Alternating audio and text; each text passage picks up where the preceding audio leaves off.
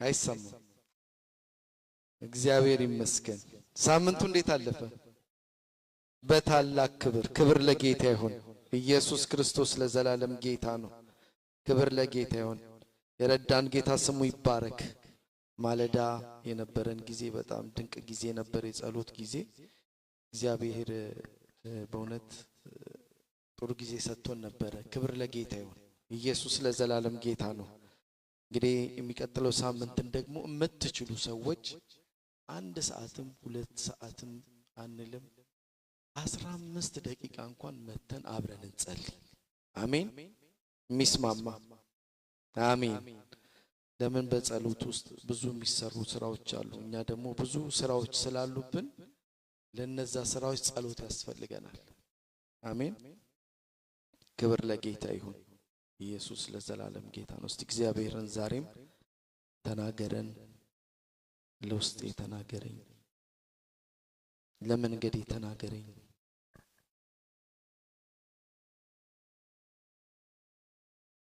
ሃሌሉያ። የሚሰማኝ በእርጋታ ይቀመጣል እንደሚል ቃል ይሄው በፊትህ አለን። አባባት ሆይ በቃል ተናገረን፣ በቃል ውስጥ እለፍ። መንፈስ ቅዱስ ቃልህ እውነት ነው እንደሚል እውነት የሆነውን ቃል እግዚአብሔር ሆይ የምንቀበልበት ጸጋ ለኔም አቅም እንድትሰጠኝ ለሕዝብህም ደግሞ ማስተዋል ጥበብን እንድትሰጥ አቤቱ ጌታ ሆይ እለምንሃለሁ። ተርፎ ያለውን ጊዜ ሁሉ አሳልፈን ላንተ ሰጠን፣ በጌታ በኢየሱስ ስም አሜን። ቶሎ ቶሎ ለመናገር ሞክራለሁ። በተቻለ መጠን ቶሎ ብንመጣ ቶሎ ፕሮግራም ጀምረን ቶሎ ወደ ቤታችን እንሄዳለን ማለት ነውና አሁን የምንጨርስበት ሰዓት የቃል ሰዓት የምንጨርስበት ገና ልንጀምር ነው እና ጌታ በረዳን መጠን በጊዜ መተን በጊዜ ፕሮግራሙን ብንጀምር ለሁላችንም መልካም ነው። አሜን። ክብር ለጌታ ይሁን። ታምነን መገኘት አለብን በእግዚአብሔር ቤት ውስጥ በስራችን ላይ እንደምንታመን እንደማናረፍድ ደግሞ በጌታ ቤት ደግሞ ታማኞች መሆን አለብን ብዬ አምናለሁ፣ ቃሉም ስለሚል ማለት ነው። ክብር ለጌታ ይሁን። ዛሬም እስቲ እግዚአብሔር በመስማቱ ውስጥ ማረፍ እንዳለ ስንማር ነበረ ባለፉት ቀናቶች። የሚሰማኝ በእርጋታ ይቀመጣል፣ ከመከራም ስጋት ያርፋል። የሚያሳርፍ የእግዚአብሔር መንፈስ ብቻ ነው። እግዚአብሔር ነው የሚያሳርፈን። ረፍት ያለው በእግዚአብሔር። ባለፈው ስል ነበር የብዙ ነገር መከማቸት ወይንም ደግሞ የብዙ ነገር ትርፍ ያለው ነገር አያሳርፍ፣ ሌላ ይጨምራል፣ ሌላ እንፈልጋለን።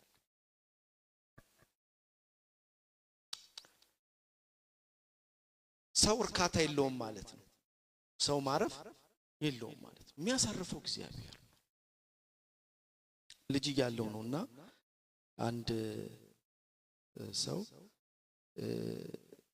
የዚህ ካምፓኒ ባለቤት ያኔ ነው ምላችሁ እኔ ሳሙን ምናምን አክላለሁ ከሳሙን ያነስኩኝ ነኝ ብዬ ገምታለሁና ካምፓኒ ባለቤት ስንት ይከፈለዋል ስለው 15,000 ብር አለ። ዋው ምን ያረጋዋል አልኩት። ይሄን ሁሉ በምን ይጨርሰዋል አልኩት። የዛን ሰዓት ያ ልጅ የሚከፈለው በቀን 5 ብር ነበር ያ ልጅ ማለት ነው። እዛ ውስጥ እየሰራ አይ አለኝ። አንድ የቀረልኝ ትልቅ ነገር አይ አንተ የስለው እኔ 5 ብር በቀን አገኛለሁኝ አለ። 5 ብሩን ያላገኘ ሰው ወይ 5 ብር ባገኝ ይላል አለ። እኔ 5 ብሩ አልበቃኝም እላለሁኝ አለ። ይሄም 15,000 ብር የሚያገኘው ሰውዬ አለ 30,000 ብር ባገኝ የት ደርስ ነበር ይላል አለ። ዋው! የሰው ልጅ እርካታ የለውም፣ ይጨምራል። አይታችኋል? ኢንዱስትሪ ከፍትና ኢንዱስትሪ ብቻ ብላ ይቀመጥ ሌላ ነገር ተጨማሪ ያደርጋል አይደል? ያበላል አይደል? እንደዚህ ያደርጋል እያለን እንጨምራለን እኛ ማለት ነው። ሰው ስለዚህ ምን የለው እርካታ የለው፣ ፍላጎቱ ማለቂያ የለው። እኔ ትራምፕ እነዚህ ፓለስቲኒዮችን አስወጥቼ ቦታውን የጎልፍ መጫወቻ አረገውና በጣም ትልልቅ ፎቆችን ሰርቼ እኖራለሁ ሲል አሰብኩት። የሰውየውን እድሜ ገረመኝ። ሂስቶፕ በቃ የመጨረሻ ላይ የነካ ሰው ነው ሰውየው። እንደገና ምን ያህል ጊዜ ይኖራል ብዬ አሰብኩ። በጣም ትርፋማ ሆንበታለሁ ብሎ ሲናገር ሰው በርጋታ የሚቀመጠው ጌታ እግር ስር ብቻ ነው። አሜን። ሰው የሚያርፈው በእግዚአብሔር። ደሞዝ አያሳርፈን፣ ያለንበት ሀገር አያሳርፈን፣ ምናምን አያሳርፈን። አይታችኋል። ከኢትዮጵያ ሊቢያ፣ ሱዳን፣ ከሱዳን ሊቢያ፣ ሊቢያ ኢትዮጵያ ምናምን ብለው መጥተው እዚህ ሀገር ከገቡ በኋላ ኖ ይላሉ። የት? እንግሊዝ፣ ኖ አሜሪካ። ከዛ የአሜሪካ ጥግ መጨረሻ ከተደረሰስ በኋላ ባህር ነው ያለው። ሰው ይሄዳል፣ ፍላጎቱ ማለቂያ የለው። ሰው ደግሞ ካላረፈ ደግሞ ያንን ነገር ሲቆፍር ደግሞ እረፍት ያጣል፣ ሰላም ያጣል፣ መረጋጋት በህይወቱ አይኖር። ስለ ፍርሃት እየተነጋገርን ነበር አይደል? ደቀ መዛሙርቶቹን የወረራቸው ፍርሃት፣ ጌታ ኢየሱስ ክርስቶስን እየተከተሉ ያለባቸው ፍርሃት በጣም ያስፈራቸው እንደነበረ ስንመለከት ነበር። ፍርሃት መንገዶቻችንን ይይዝብናል፣ የምንሄድበትን መንገድ ይይዘናል እያለን ነበር። እንደው ላይ ለመንካት የምንሄድበትንም ፍጥነት ይቀንሳል ፍርሃት። ከእግዚአብሔርም ሐሳብ ይነጥለናል ፍርሃት። ከእግዚአብሔርም ፍቃድ ያወጣናል ፍርሃት። የምንሄድበትንም ፍጥነትንም ይቀንስብናል። ሩጫችን፣ አካሄዳችን፣ የምንደርስበትን ዴስቲኔሽንን ራሱ ጋብ ያደርግብናል፣ ይይዝብናል። ፍርሃት ካለ ደግሞ ቀጥሎ የሚመጣው ምን መሰላችሁ? ጭንቀት። ሰው ከፈራ ተረጋግቶ እንዳይቀመጥ ጭንቀት ነው የሚሰልብ። ይጨነቃል ሰው ፍርሃት የሚወልደው ምንድነው? ካለማረፍ ፍርሃት ይመጣል። ከፍርሃት ደግሞ ጭንቀትን ይወልዳል። ለዚህ ነው ሰዎች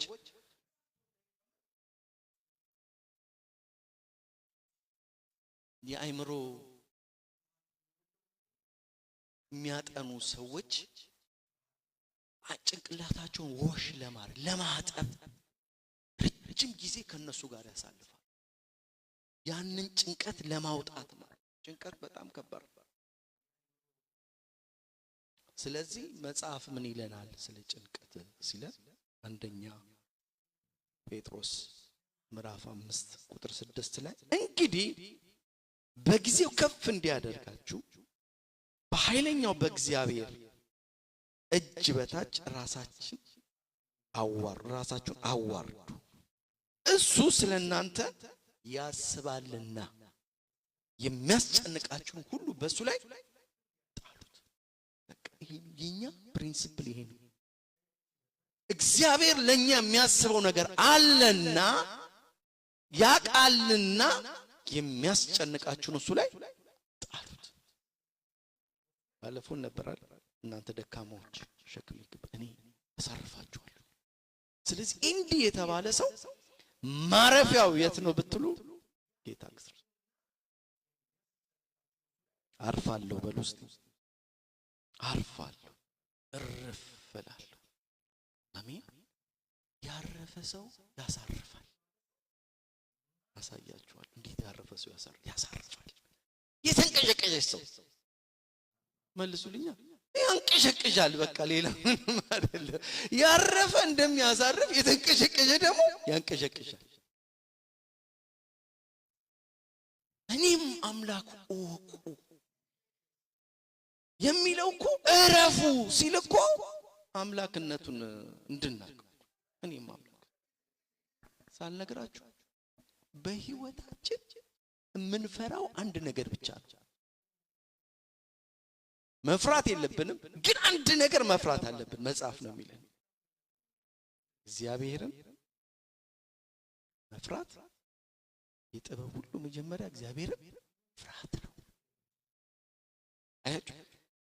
እግዚአብሔርን የፈራ ሰው ፍርሃት አይደለም ያለው እግዚአብሔርን ነው የሚያከብረው። የማክበር ፍርሃት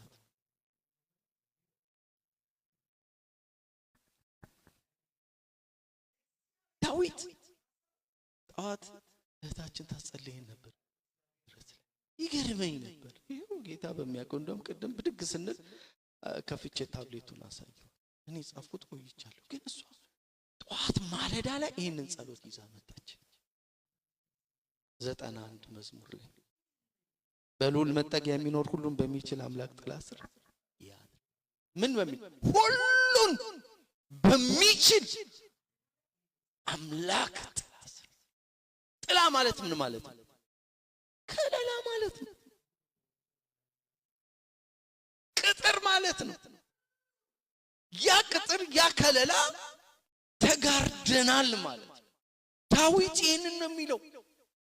ዳዊት በዘመኑ አዳምጡኝ፣ በዘመኑ ለልጁ ለሰለሞን ያስቀመጠለት ሀብትና ንብረት ሰለሞንን ዘመኑን በሙሉ እንዲያሳርፈው ያደረገው ወርቁን፣ እንጨቱን እግዚአብሔርን ቤት ትሰራልኛለህ ብሎ በተነሳ ሰዓት እሰራለሁ ብሎ በተነሳ ሰዓት እግዚአብሔር በከለከለው ሰዓት ለሰለሞን ሰጥቶታል። ሀብት ያለው ሰው ነው። ዝና ያለው ሰው ነው። መንግስት ነው። ያውም የእስራኤል ንጉስ ነው። ይሄ ሁሉ ሆኖ ማረፊያ የሚለው እግዚአብሔርን ጥላ የሚለው እሱን ነው። በልዑል ጥላ ስር የሚኖር በጥላ ውስጥ የሚኖር ሁሉም በሚችል አንድ ነገር አይደለም፣ ሁሉን በሚችል በአምላኩ ጥላ ስር ያድራል። ስለዚህ ምን እለዋለሁ አለ እግዚአብሔር፣ አንተ መታመኛዬ ነህ እለዋለሁ። መታመኛ የለኝም፣ መታመኛዬ አንተ ነህ እለዋለሁ።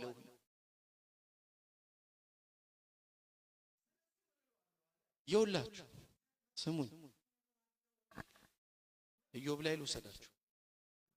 ኢዮብ አጥሩን ስላጠርክለት ነው አሉ አይደለ? ሰይጣን መጥቶ ነው አሉ አይደለ? የሚያመልክክ የሚያከብርክ ምን የሚልልክ አንተ ከለላ ሆነዋል፣ አጥረከዋል። ስላጠርከው ምን አይልም ያመልካል። ብድግ ያደረገው እግዚአብሔር ምኑ መሰላችሁ? ከለላው ነው። እግዚአብሔር ከለላውን ባነሳለት ኖሮ ሰይጣን ይዞራል እንጂ ኢዮብ ጋር አይደርስም ነበር። yes ለምን መሰላችሁ? የእግዚአብሔር ጥበቃ በህይወታችሁ የእግዚአብሔር ከለላ የእግዚአብሔር ጥበቃ የበዛለት ሰው ጥበቃውን እግዚአብሔር ቅጥሩን ስለቀጠረልን እንጂ ይዞረናል። ኢዮብ አቅም እንደሚዞረው ዙሪያውን ከእግዚአብሔር ጋር ሲነጋገር ነው እግዚአብሔር ከነፍሱ በስተቀር አንሰዋል አነሳው። ይሄ ነው ማደሪያው፣ ጥላው፣ የእግዚአብሔር ጥላ፣ የእግዚአብሔር ማረፊያ ውስጥ የገባ ሰው ርፍ ብሎ ነው የሚኖር። አንተ ምን ይነለዋለው? መታመኛዬ ነህ። ለምን? አጥሩን ቅጥሩን የቀጠረለት እግዚአብሔር ስለሆነ አንተ መታመኛዬ ነህ።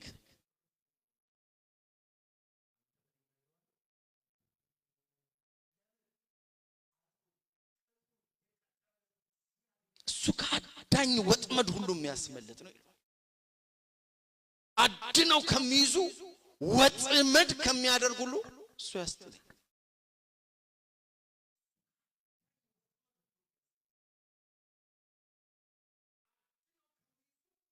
ወገኖቼ የእግዚአብሔር ጥበቃ ውስጥ ያረፈ ሰው ረፍ ነው ያገብቱት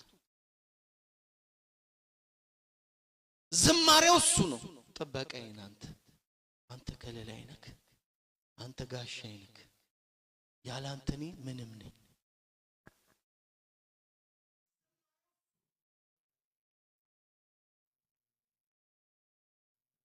በላባዎችም ይጋርዳል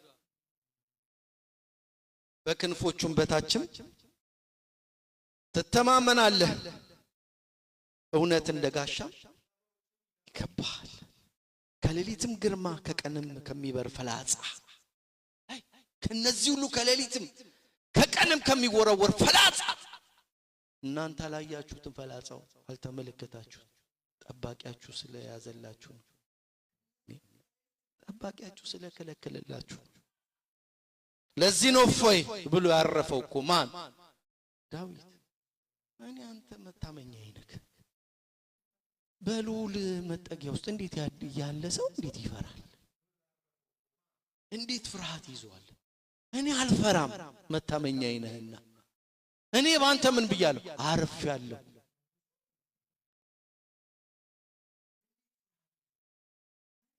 ክፉ ነገር ወደ አንተ አይቀርብም መቅሰፍትም ወደ ቤትህ አይገባም ይልና እግዚአብሔር የሚመልስለት ቁጥር 14 ላይ እግዚአብሔር እንዲህ ይሏል በእኔ ታምኗልና አስጥለዋለሁ ከየትኛው ከሚወረወረው ፈላጻ ከቀትር ጋኔል ከሌሊት አጋንንት ከምን አድርገዋል አስጥለዋለሁ ምን ብሏል በእኔ ታምኗል እስቲ ልጆቻችሁን እስቲ እንደው ህፃን እያሉ ማለት ነው ብድግ አድርጋችሁ እኔ ከሥራ ምናምን ስመጣ ሁሉንም እንደሱ ነበር ሮጥ ፓፒ ብሎ ሲመጡ ብድግ አደረገ ሌላ ያረጋቸዋል ከዛ ደስ ይላቸዋል እነሱ አየር ላይ ብድግ ሲሉ ደስ ይላቸዋል እንደገና ወደ ላይ አርገኝ ይላል እንደገና ሳረጋቸው ደስ ይላቸዋል አየር ላይ ው ብሎ መጥቶ ይይዛቸዋል ለምን መሰለሽ ደስ የሚላቸው ከስር ያባታቸው እጅ ስለሚጠብቃቸው እጁ ይዘኛል ብለው ስለሚያምኑ እነሱ ደስታ ላይ ናቸው መውደቃቸውን አያስቡት እግዚአብሔር እንደዚህ ነው የሚጠብቀን ምንም ጅውብቲ የሚይዘኝ እጅ አለ ካልሽ ይይዝሻል እሱ መታመኛችን ነውና አልጋ ላይ እኮ አይደለም እንደዛ መታርጉት እልም ያለ ሲሚንቶ የጣሊያን ሲሚንቶ ላይ ነው እኮ ብድግ ያደረገን ወደ ላይ የምናረጋው ይሰቃሉ ደስ ይላቸው የአባቴ ክንድ ከስር ይጠብቀኛል ብለው እኛስ መታመኛቸው በእኔ ተማምኗልና አስጥለዋለሁ ስሜንም አውቆታልና እጋርደዋለሁ ዋው እጋርደዋለሁ ምኑን ስሜን ስላወቀ እኔን ስላወቀ ስለተደገፈ በእኔ ስላረፈ ምን አረጋዋለሁ ዋው እጋርደዋለሁ እሸፍነዋለሁ የሚመጣበትን ነገር ሁሉ ምን አረጋዋለሁ እጋርደውና ሸፍነውና ይዘዋለሁ ያዘን እሱ ነው ይጠራኛል ምን እለዋለሁ መልስለታለሁ በመከራውም ጊዜ ከሱ ጋር ሆናል በመከራሽም ጊዜ በችግርሽም ጊዜ ግራ በተጋባችሁበት ጊዜ በሙሉ በመከራችሁ እሱ አለ አየም መከራ ምናምን ሸሽቶ አይሄድም እሱ ችግር ምናምን ሸሽቶ አይሄድም እሱ እግዚአብሔር ስለሆነ በመከራም ጊዜ አለሁ ችግር ሲሆን እኮ ሰዎች ይፈሩ ወይኔ እንዴት አልፈር ምናምን በቃ ስራ ያውጣ ብሎ ሊሄዱ ይችላል እሱ ግን አይጥልም የኔ ጌታ አይጥልም እሱ አይጥልም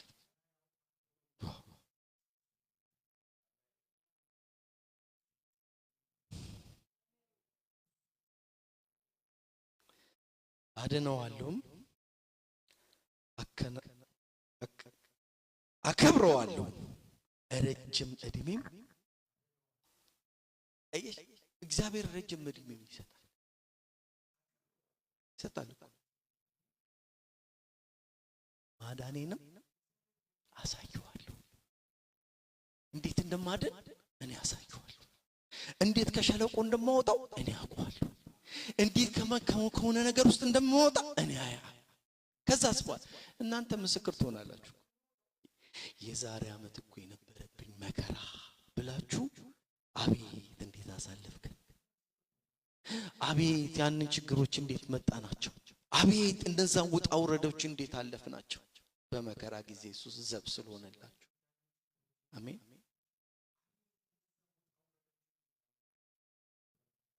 ፍርሃት መጀመሪያ የጀመረው ታውቃላችሁ ዘፍጥረት ላይ እግዚአብሔር አምላክ ፈጥሮት አዳምን ሁሉን እንዲያደርግ ሰጥቶት መጨረሻ ላይ ፈራ አይደል? ለምን ፈራ?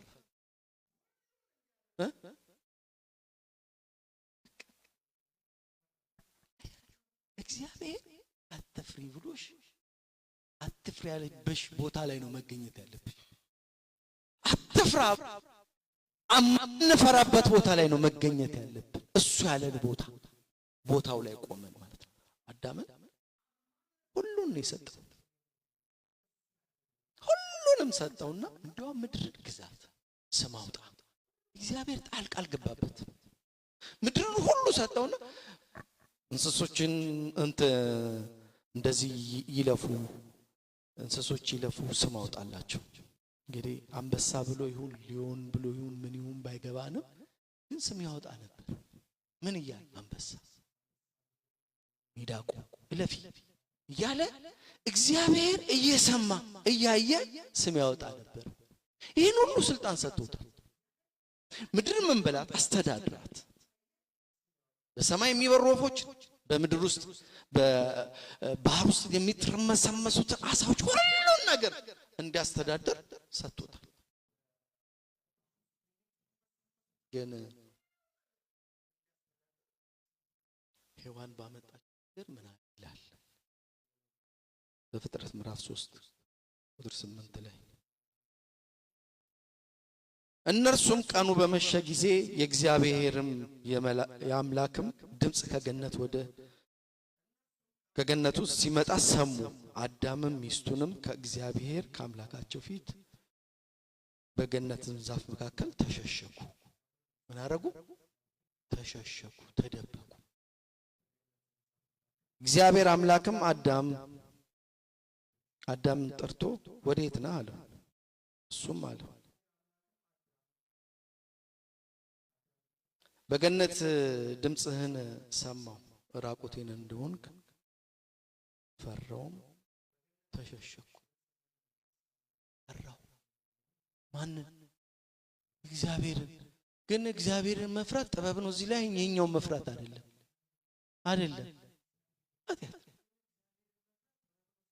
የጥበብ ሁሉ መጀመሪያ እግዚአብሔርን መፍራት ነው። ይሄንን አይደለም መፍራት። አንተን ፈራው አይደለም። ድምፅህን ሰምቼ ያረኩት ነገር አስፈራኝ።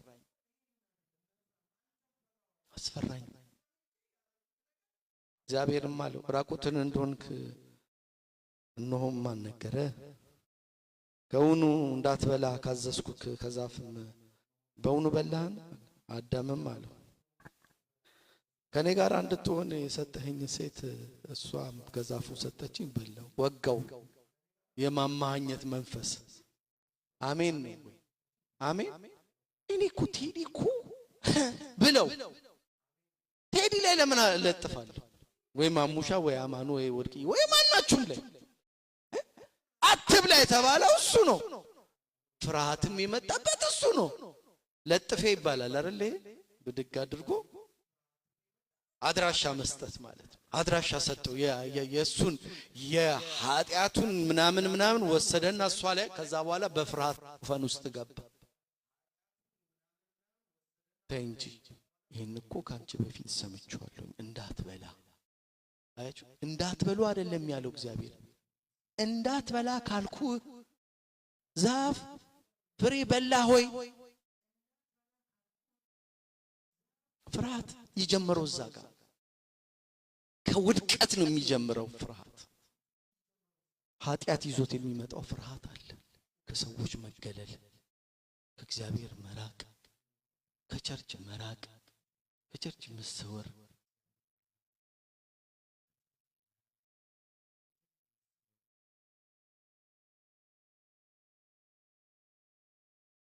ስለዚህ እግዚአብሔር ደግሞ ምን ጊዜም ደግሞ በድካማችን በኃይሉ እየተገለጠ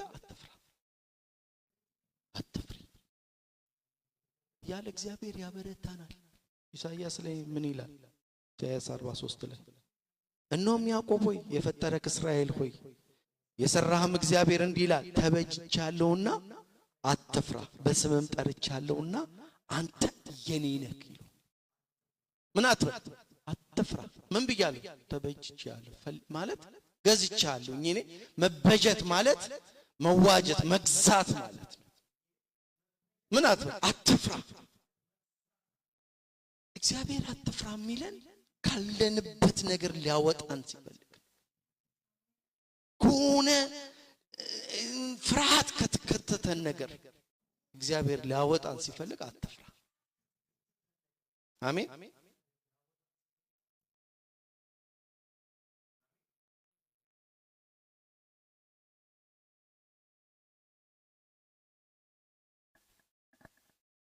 አስታውሳላችሁ ጳውሎስ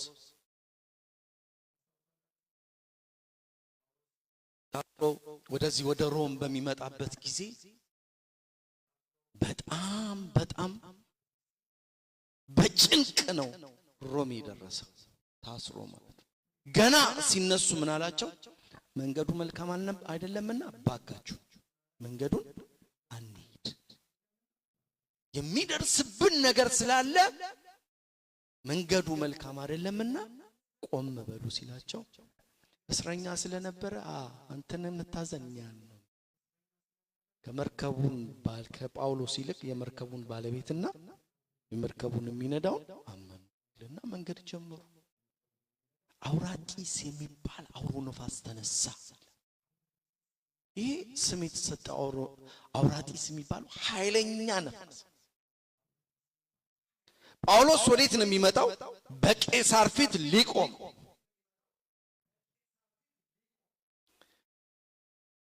ምዕራፍ 9 ላይ ሄዳችሁ ሐዋርያት ስትመለከቱ እግዚአብሔር በነገስታት ፊት ይቆምልኛል፣ ስሜን ይሸከማል ብሎ እግዚአብሔር የተናገረው ቃል ይፈጸም ዘንድ ታስሮ ወዴት መጣ? ወደ ሮም የመጣ ነበር።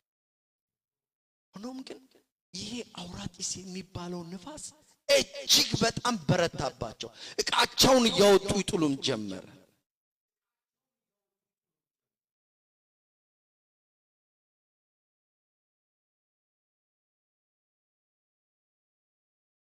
በሶስተኛውም ቀን ከመርከቡን ዕቃ በእጃቸውንም ወርውረውም ከብዙም ቀንም ፀሐይንም ኮከብንም ሳናይ በትልቅ ንፋስ በመታን ጊዜ ወደፊት እንደማንኖር ሁሉም ተስፋ ቆረጠ። ሁሉም እዛ ውስጥ ያሉት 270 አካባቢ የሚገመቱ ናቸው። ምን ብለው ተስፋ ቆረጡ? ምን ብለው በቃ ምን እንላለን? አለቀልን። የምንደርስበት ቦታ አንደርስም፣ የምንነሳበትን ቦታ አንደርስም፣ ወደ ኋላም መመለስም አንችልም። ስለዚህ ሁሉም ምን አለ? ተስፋ ቆረጠ። ሳይበሉም ብዙ ከቆዩ በኋላ ያን ጊዜ ጳውሎስ በመካከላቸው ቆሞ እንዲህ አላቸው፣ እናንተ ሰዎች ሆይ ሰምታችሁኝ ቢሆን ኖሮ በጴጥሮስ እንዳትነሱ ይህንንም ጥፋት ጉዳትም እንዳይደርስባችሁ ይገባል ነበር።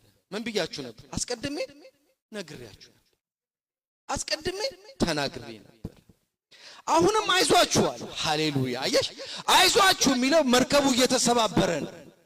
ማን ነው የሚለው? የሚያጸን አየሽ፣ አርፎ እርግጥ ብሎ የተቀመጠ ሰው ያረጋል። ብድግ አለና አሁንም አይዟችሁ ባይሆን ጥሩ ነበር። አሁንም ግን ምን በለ? አይዟችሁ፣ መርከቡ ይናወጥ ምንም ይናወጥ፣ ሃሌሉያ፣ አይዟችሁ። መርከቡ እኮ ውሃ እየገባበት ነው። እሱ ቆሞ አይዟችሁ። ያረፈ ሰው ያሳርፋል ያልኩት ቅድም ደስ ይላል። ያረፈ ሰው በአምላኩ ላይ ያረፈ ሰው፣ በአምላኩ ላይ የተደገፈ ሰው ማዕበሉን ወጀቡ ላይ ያለ አይዞህ በለው አጠገብ ያለውን ሰው አይዞሽ። ጳውሎስ ተነሳና አይዟችሁ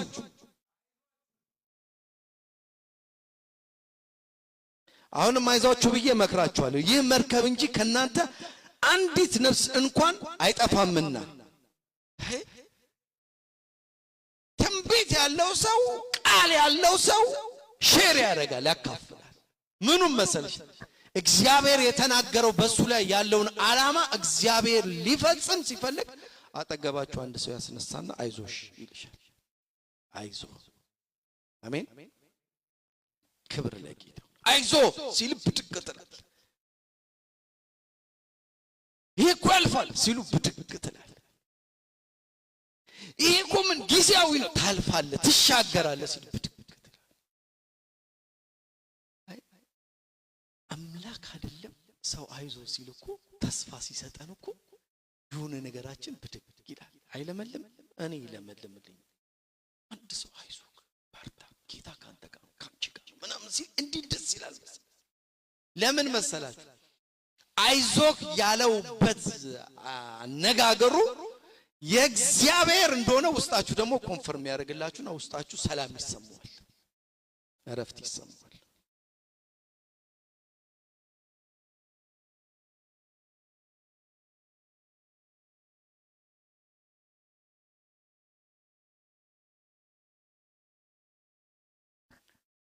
እግዚአብሔር መልአክን በሌሊት ተገልጦ ቆሞ ነበርና እሱም ጳውሎስ ሆይ አትፍራ። ማን? ጳውሎስ ሆይ አትፍራ። አየህ፣ እግዚአብሔር አትፍራ ስላለው ይሄ ሰውዬ ለመናገር ወደ ኋላ አለ። ምስክር አትፍራ፣ በቄሳር ፊት ልትቆም ይገባሃል። አንተ ብቻ አይደለም፣ እነሆ እግዚአብሔር ካንተ ጋር የሚሄዱትን ሁሉ ሰጥቷል። መርከቢቷ ተሰባበር እንጂ እናንተ ትደርሳላችሁ። ስለዚህ እናንተ ሰዎች ተነሱና ምን በሉ ብሉ አለ። አይዟችሁ ካላቸው በኋላ እነዚህ ሰዎች ተስፋ ረጅም ቀንም ዝናብ በላያቸው ላይ ነው የሚዘንበው። ደመና ነው። ኮከብን አላዩም፣ ፀሐይን አላዩም፣ እህል አልበሉም። ተጨንቀዋል፣ ግራ ገብቷቸዋል። ጳውሎስ ግን ቆመና እግዚአብሔር መልአኩን ልኮ ከናንተ መሃል አንድም ስለማይም አትጨነቁ ማለት። ስለዚህ ተነሱና በሉ። ተነስቶም ምግቡንም ያዘ፣ አመሰገነም፣ ሰጣቸው። የሚያሳርፍ ሰው እግዚአብሔር ያብዛል። አሜን። አይዞህ ሲልሽ ብድግ፣ አይዟችሁ ሲል ብድግ።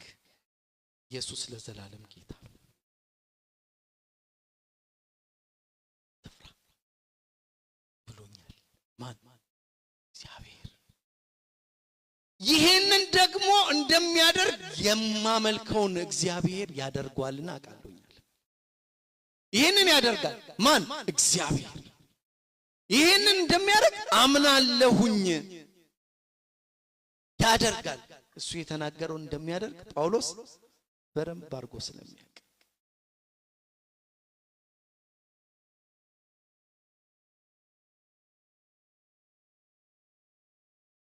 መርከቢቷ ተሰባብራ እነሱ ግን በሰላም ደረሱ። የት ነው የደረሱት? ሮም አይደል? መጀመሪያ የደረሱባት ከሮም በፊት ማልታ አይደል? እሳት ያነደዱበት ቦታ አንድ ደሴት ደረሱ ይላል አይደል? ከዛ በኋላ እሳትን ሊያነዱ ያቺ ፉኝቷ የወጣች ጊዜ ማለት እዛ ይህን ያደረገላቸው ሰውዬ እፉኝት ነደፈው ብሎ እስካሁን ድረስ በሱ ኃጢአት እኮ ነው መከራችንን የምናይ ነበረው። አያችሁ፣ አንዳንድ ጊዜ በቃ ልደት የሚወዱ ሰዎች ብቻ አሉ። የሆነ ነገር ብቻ ወደው መከራ፣ ችግር፣ ስቃይ ምናምን ላንተ ይሰጧል፣ ስም ይሰጧል። ጳውሎስ መሻገር ተሻግረው እግዚአብሔር አበርትቷቸው ከነዚህ መካከል ማናቸውም ነፍስ እንኳን አጠፋም ያለው እግዚአብሔር ልክ መርከቡን ተሻግረው አልፈው ከወጡ በኋላ እንዲህ አሉት። እፉኝት ነደፈችው፣ ወደቀ ሲሉት ምን አላት ይላል? አራገፋት። እንደዚህ ይራገፍላችሁ። አሜን። እንድርግፍ አርጋችሁ እሳት ውስጥ ለዛውም እኮ እፉኝት እሳት ውስጥ ነው የወደቀ። እፉኝት መጥፎ እባብ ናት። ተነደፈች አዲቬደርች በቃ እሱ ነው ቅድም ልክ አዳምን እንዳለው ማለት አዳም ሔዋንን እንዳላት አንተ በሰጠኝ ምን ሴት ካንተ ጋር ትሁን ባለችው እሷ ነች አምጥታ የሰጠችኝ። እነዚህም አሁን ልክ መከራችንን ስናይ የነበረው ለካስ ባንተ ኃጢአተኛው ምክንያት ነው። ለካስ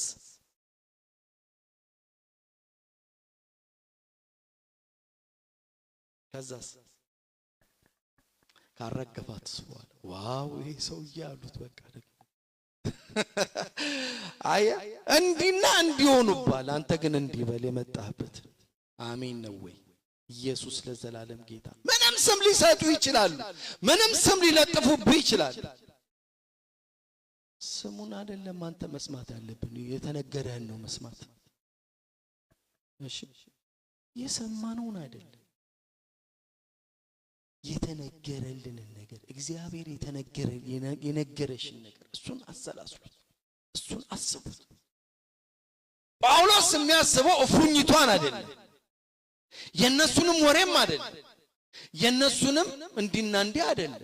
ጳውሎስ የሚሰማው ቄሳር ፊት ላይ መቆም። እሱም ሄዶ እንደነ ዳዊት እንደነ ዳንኤል 1000 ዓመት ንገስ፣ አንተ ግን ወንጌል ልትሰማ ይገባል ብሎ ወንጌልን ሊሰብክ ስሜን ይሸከማል የተባለበትን ስላረፈ እኮ ይሄንን ምን ብሎታል? ይሶታል፣ ዳውንሎድ አድርጎታል። ይሄን ዳውንሎድ ካደረገው አታውጣው።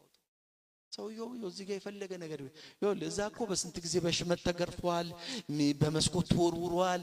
ምን በቃ ሞተ ብለው ከከተማ ውጭ አውጥተው ወርውረውታል። ምንም አይመስለውም። እሱ ለአንድ እፉኝት ይቀርና ስሜን ይሸከም ዘንድ የክብር ዕቃ ይሆናል። ክብር ለጌታው።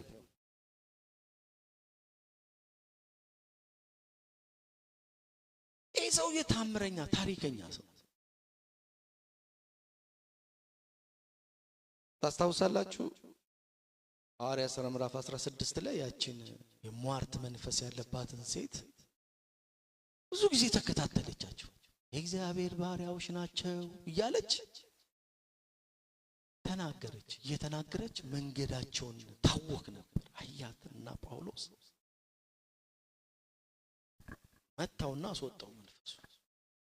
እቺ ሴት በከተማ ውስጥ ገንዘብ የምታስገባ ነች። ምን ቀረጥሚው ምንዩም ብቻ ለጌቶቿ የምትሰራ ሰራተኛ ነበር። መንፈሱ ከወጣ በኋላ እነ ጳውሎስን ያዟቸውና ሲላስና ጳውሎስን እስር ቤት ከተቷል። እስር ቤት ለሱ ምንም አይደለም። ብራዘር ስራ አለው እዛ ሲሄድ እስር ቤት ስራ አለው። በመርከብ ሲሄድ ስራ አለው። አይ በበረሃ ሲሄድ ስራ አለው። ሰውዬውስ በቃ ስራ ነው የሚሰራ። የለም ገባ እስር ቤት ገብተው ይወላችሁ እኔማ ልማዴ ነው ዝም ብሎ መዘመር እኮ እስር ቤት ውስጥ እኮ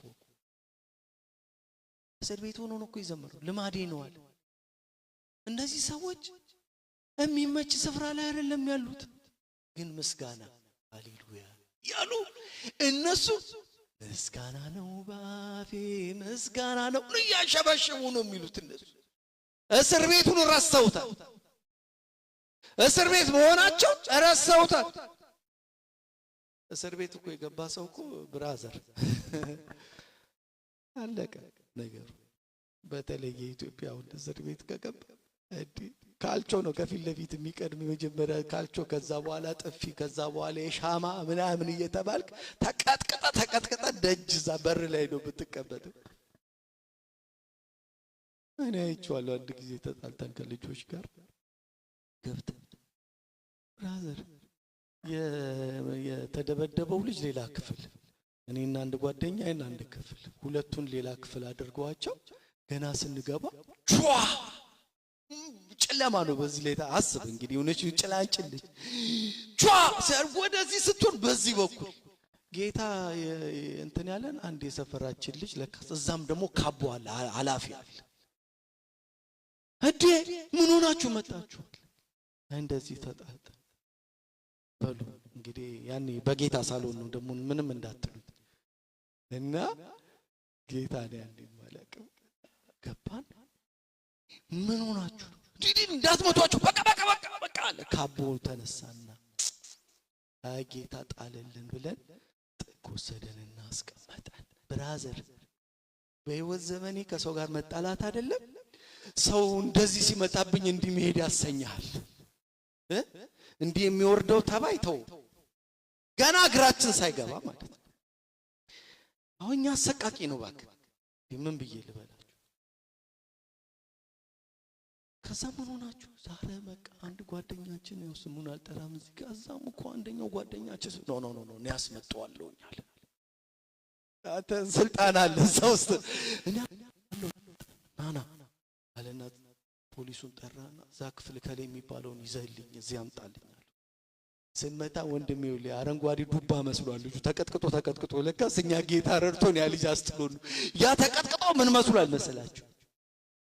እስር ቤት ከባድ ነው ልላችሁ እንግዲህ አላቅም። የዛን ጊዜ እስር ቤት ምን አይነት እስር ቤት ባይሆን እንደዚህ ዱላ ምናምን እንደዚህ ባይኖርም እስር ቤት አይመችም። እስር ቤት ለምን ሰው ባህሪው እንዲታረም ነው እዛ ውስጥ የሚገባው፣ ማንነቱ እንዲታረም ነው የሚገባው። ግን በኋላ ልጁ መጣ ስናየው በጣም ደብድበውታል። መታኘና አይቼዋለሁ የፒያሳ ልጅ ነው ሶጣ ምናምን ይላል ልጁ ገና እኮ እዛው እያለን አይ ኧረ እባክህ ዝም በቃ በኋላ ድብድብ ምናምን የሚባል ነገር የለም ዝም በል እያልነው ተቆጣ ነው። መጨረሻ ላይ እነዚህ የፖለቲካ እስረኞች ያሉበት ክፍል ገባን። እንደውም አንወጣም ማለት ጀመረ። ንጹህ ነው ቤቱ የተስተካከለ ነው። እዚህ ዝማሬ ነው የሚያስፈልገው። ያኔ እንዴ ዝማሬ ነው የምትለው የዛን ሰዓት እና ጳውሎስና ሲላስ እነሱ ታስረዋል። የታሰሩበት በከባድ ወንጀል ምን በማለት ገቢያቸውን በመቀነስ የከተማውን ገቢ ላይ ላሉት ለጌቶቻቸው የምታስገባውን ሴት ነች መንፈሱ የተመታበት እቺ ሴት። ዋው ጳውሎስ ግን ስራው አልያዘው። ምስጋና ነው ባፌ ምስጋና ነው ማዳኑ አይከለከልም ሲሰራ የሚያግደው የለም። ተመስገን ነው የሚሉት እነሱ። አንተ ተመስገን ተመስገን ተመስገን ተመስገን ጌታ ሆይ ይላሉ፣ ይዘምራሉ። አየህ እኔማ ልማዴ ነው እያሉ ነው የሚዘምሩት። ከዛስ ይኸውልህ የወይኒው መሰረት ተናወጠ ይላል አይደለ? ምናልባት የመሬት መንቀጥቀጥ በለው እሱ የመሬት መንቀጥቀጥ ግን የእጃቸውን ካቴናና የእግራቸውን ካቴና አውልቆ ወይኒው ተናወጠ ይልና ከእጃቸውም ሰንሰለት ተፈታ። አሁን ምን ዘምረው ጳውሎስና ሲላስ እያለን ምን ዘምረው እኮ እነሱ መከራ የበሉበትን ዝማሬኛ እያሸበሸብን ምንለው እኮ ሃሌሉያ የነሱ የከፈሉት ዋጋ ስላረፉ እኮ ነው። በአምላካቸው ስለተደገፉ መደገፋዬ ነክ ስላሉት አየህ እኔ በሉል መጠጊያ እንዳለ ዳዊት እነሱ በእስር ቤት ውስጥ ሆነው ተደግፈውታል ያንን እግዚአብሔር። አቤት አንተ ምህረት ይሉታል እኮ። በእርጋታ ነው የተቀመጡት፣ በእረፍት ነው የተቀመጡት፣ እርፍ ብለው ነው የተቀመጡት።